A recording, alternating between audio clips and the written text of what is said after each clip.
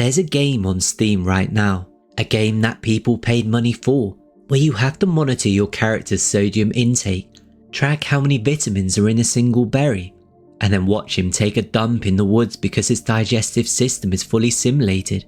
And that's not even the most realistic game on this list. I put together 10 games where the developers looked at reality and said, yeah, all of it.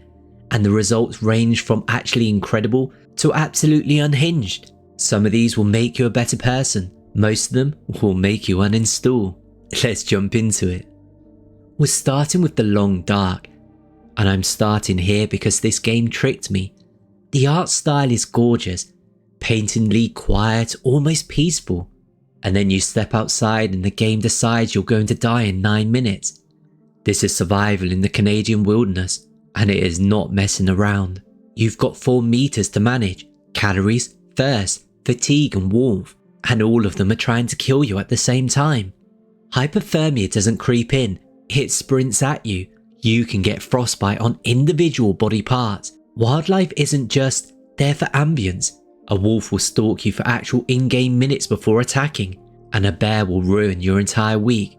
But here's the detail that gets me: cabin fever. If you spend too many hours indoors over a 6-day window, which, you know, you'll think is the smart thing to do when it's -40 outside, the game goes, nah, you've been inside too long, and literally won't let you sleep indoors for 24 hours. You are forced back into the cold. The game punishes you for being safe. That's not realism, that's emotional abuse. Green Hell takes everything The Long Dark does and adds the Amazon rainforest on top, which means everything from the last entry, plus parasites, leeches, infections, rashes and a sanity meter that will actually ruin your day. You don't just take damage in this game. You inspect your arms and legs on a body inspection screen and find individual wounds, a laceration here, a worm burrowing into your skin there. And you have to treat each one specifically. Leeches, pull them off. Worms, dig them out with a bone needle. Infected wounds, apply maggots. Yeah, maggots. Then you have to bandage it. If you don't treat stuff properly, infections spread, your health tanks, and your sanity plummets. And when your sanity drops below 20, you start hallucinating. You see fake items on the ground that dissolve when you touch them. You see figures in the trees that aren't there. The jungle itself starts lying to you. The game doesn't just want you to survive, it wants you to earn it by becoming a field medic with a minor in tropical disease. I did not go to medical school for this. If Green Hell is a medical textbook, Ready or Not is a SWAT training manual that someone accidentally shipped as entertainment. This is a tactical shooter where you play as a police squad team clearing buildings, and the realism is oppressive. There is no health regeneration. Getting shot is catastrophic. A headshot on either side is instant death. You have to check corners, manage angles, call out targets, coordinate flashbangs and breaching charges. And if you mess up the timing on any of it, someone dies. Well, usually you. The suspects don't follow video game logic either. Some will surrender the moment they see you. Some will panic and run. Some will pretend to surrender and then pull a weapon the second you look away. And unlike most shooters where enemies are just targets in a gallery, these people are behind doors, around blind corners, hiding in closets. Every room entry is a coin flip between all clear and everyone's dead. It came to consoles in mid-2025 and the reviews all say the same thing. Incredible if you want authentic tactical tension, absolutely miserable if you just want to shoot stuff. This game does not care about your fun. This game doesn't care about your fun, it cares about your procedure. Okay, Receiver 2 is where this list gets funny. Every shooter you've ever played, Call of Duty, Battlefield, whatever, you press R and the gun reloads. Done. 2 seconds. Receiver 2 looked at that and said, absolutely not. In this game, reloading a pistol is a multi-step process. You press one button to eject the magazine, another to pull out a new one, another to insert it, another to rack the slide, and you better make sure the safety is off, or you'll pull the trigger and nothing happens while the enemy walks up on you and ends your life. You can get double feed malfunctions, stovepipe jams, You can forget to chamber around. Every single mechanical step of operating a real firearm is mapped to an individual button. The first time I saw someone play this game, they spent 45 seconds trying to reload a revolver. A revolver, the simplest gun in existence, and they still messed it up. If you've ever wondered what it would feel like to operate a firearm with zero training, this is the answer. And the answer is, you're gonna die immediately. Hell Let Loose is a 50 versus 50 World War II shooter, and it is the polar opposite of every other multiplayer FPS you've ever played. There's no mini-map spam, no kill streak rewards, no jumping around corners. You get dropped onto a massive battlefield. We're talking maps that can take 10 minutes across on foot, and you communicate with your squad through proximity voice chat, coordinate with your commander through a chain of command, and then you die from a single bullet fired by someone you never saw. That's not an exaggeration. The time to kill in this game is almost instant. One rifle round and you're gone.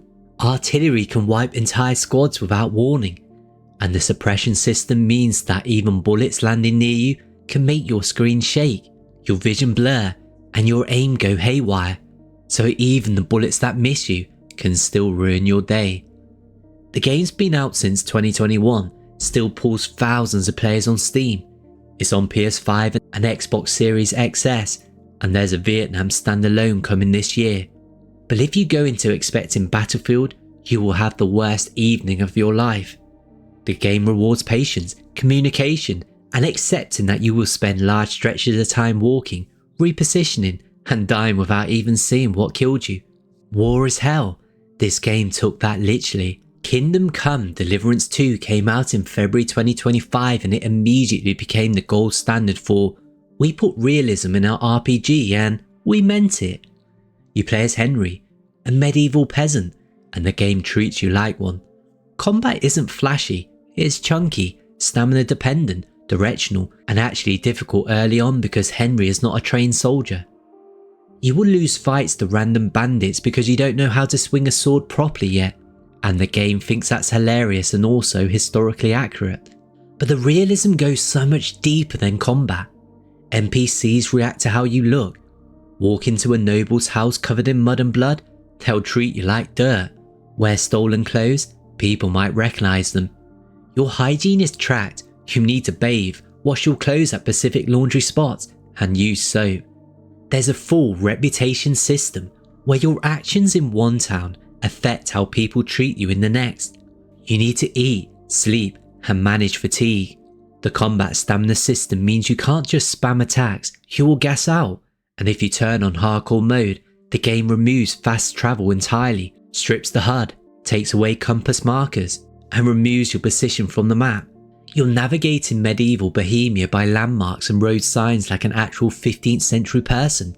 Normal mode does have fast travel, for the record, but the fact that the developers built an entire mode specifically designed to make you suffer for authenticity tells you everything about the philosophy behind this game.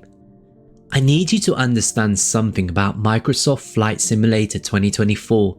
Boeing, the actual aircraft manufacturer Boeing, officially partnered with Microsoft in late 2025 to use this game as a real pilot training platform. It's called Virtual Airplane. It runs on MSFS and Azure. Real pilots train on a version of the same thing you can buy for $70. The entire planet is in this game. Real satellite data, real-time weather pulled from actual meteorological stations, accurate flight physics to the point where control surfaces respond to wind, temperature, altitude density, and ice formation the way they would on a real aircraft. The career mode has you working through actual pilot certificates, private pilot license, commercial license, instrument rating, with checklists and procedures lifted from real training manuals. Landing a 737 in a crosswind in this game is actually stressful. Managing an engine failure requires you to follow a multi-step emergency checklist while the aircraft is trying to become a very expensive lawn dart.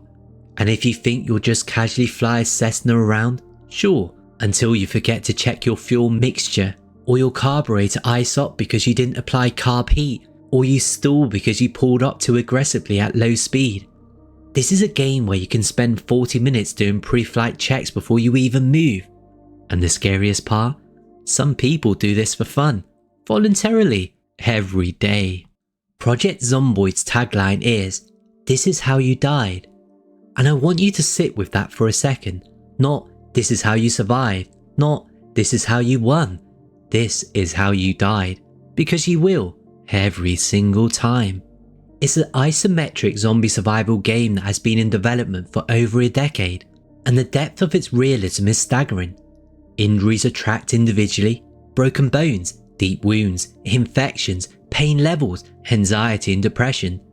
Your character has moodless, which are basically mood indicators that affect everything from combat effectiveness to how quickly you can read a book.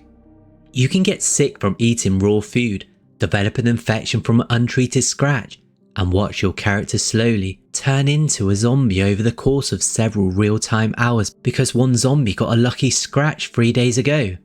In December 2025, added even more crafting, hunting, and survival systems on top of what was already one of the most detailed survival games ever made. The permadeath is absolute. When you die, that character is gone. The world persists, your stuff is still out there, but you start fresh. Every run in Project Zomboid becomes a story. You barricade a house, you stockpile food, you get comfortable, and then one night you forget to close a curtain. A zombie sees the light, a horde shows up, and your 3-week run ends because of a window. It's brutal, it's unfair, and it's absolutely magnificent. SCUM hit 1.0 in June 2025 after years in early access, and it is the most biologically detailed survival game ever made. And I'm not saying that as a compliment or a criticism, I'm saying it as a warning. Your character has a full metabolism simulation, not just a hunger bar, an actual metabolic system tracking calories consumed, calories burned, protein intake, carbohydrate breakdown, fat storage, individual vitamin and mineral levels, hydration, sodium balance, and yes, bowel movements. Your character poops. It's not a joke. It's not an Easter egg. It is fully modelled digestive output that the game tracks because your body simulation demands it. You can lose muscle mass if you don't eat enough protein. You can gain weight if you overeat. Your character sweats, and your sweat rate depends on exertion, temperature, and what you're wearing. Every food item has a real nutritional breakdown: calories, fats, carbs, vitamin A through to K, and your body processes it all. I want you to imagine sitting down after work, loading up a video game to relax, and then spending 20 minutes trying to figure out whether eating a can of peaches will push your vitamin C intake over the daily threshold, while keeping your sodium within acceptable limits. That's SCUM, that's the game. PC Gamer literally described it as notorious for poop mechanics and penis sliders, and they're not wrong. And at number 1, I present you with the most realistic game that almost nobody has played. And the reason almost nobody has played it? Because it looks like a spreadsheet had a baby with a DOS prompt. Cataclysm, Dark Days Ahead is a free, open source, turn-based survival roguelite set in a post-apocalyptic wasteland. And the level of simulation detail in this game borders on parody. You have limb-specific damage, not just left arm and right arm, but actual tracking of wounds, bleeding, infection, and splinting for individual body parts. You can develop addictions to caffeine, nicotine, alcohol, and various drugs. Oh, and the withdrawal effects are modelled. You can build a vehicle from scratch.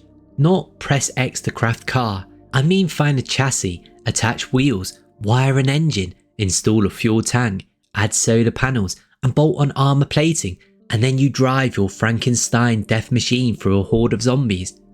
You can mutate from radiation exposure, and the mutations are specific. You might grow fur, develop night vision, lose the ability to eat normal food, or just slowly become something that isn't human anymore. This game simulates everything. It's free, it runs on a toaster, and it will consume your life if you let it.